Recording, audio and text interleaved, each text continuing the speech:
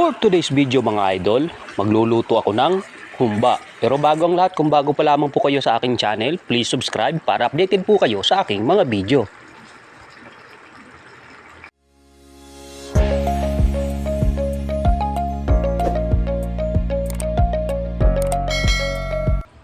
Mga idol, ito pala yung baboy na gagamitin ko.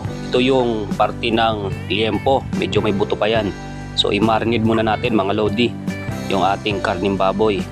Lagyan natin ng toyo tsaka pamintang durog. Siyempre gumagamit din ako dito ng Sprite para may iba naman. Yung iba kasi pineapple, ako Sprite lang. Ilagay na rin natin yung star anise mga idol. Tapos ibabad po natin ng 2 oras. Kung okay lang sa inyo, hindi naman kayo nagmamadaling lutuin, pwede naman magdamag eh. Pagkatapos po mga idol ng 2 oras, ito na po yung aking minarinade na liempo. Ito yung aking binabaran. Gagamitin natin ito mga idol, wag niyong itapon. Tara, mag-umpisa na tayo magluto.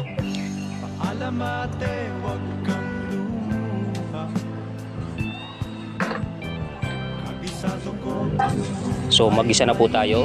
Unahin na po natin yung sibuyas.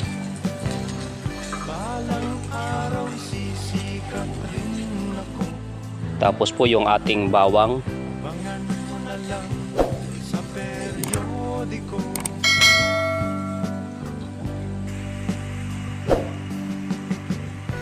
Ilagay na po natin yung aking minarinade na liempo. Mukhang matatagalan to bago to lumambot mga idol. Napansin ko kasi medyo may katigasan yung ating karne. Pagkatapos po natin haluin mga idol, takpan po natin. Palalabasin natin yung natural na mantika ng ating karning baboy hanggang po magbago yung kulay. Eto na mga lods, naging golden brown na yung ating liempo.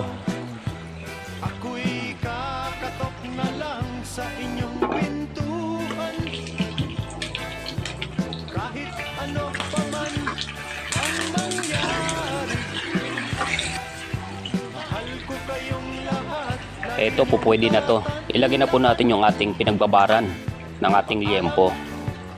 Maglalagay din po ako dito mga idol ng 1 kutsarang suka.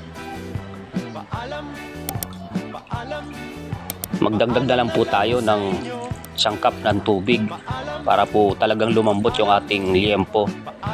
So, gagamit din po ako dito ng 2 kutsarang brown sugar. Lutuin na natin ito mga idol hanggang 45 minutes to 1 hour hanggang sa lumambot po yung ating liempo.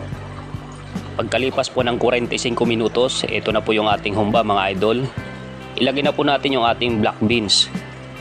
Hinugasan ko po ito para mabawasan naman po yung alat. Haluin natin ito mga idol para po pantay yung pagkakaluto ng ating humba.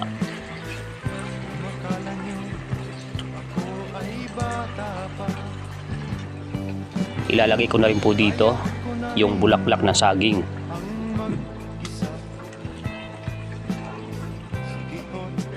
Eto na mga idol, luto na po yung aking humbang baboy o pork humba.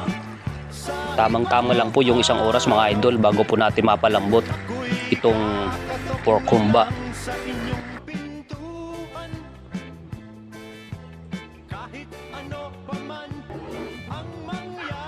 Kung hindi pa po kayo nakapag-subscribe sa aking channel, pakipindutin lamang po yung ating notification bell button para updated po kayo sa aking mga video at sa susunod ko pang gagawin mga video. Salamat po sa panonood.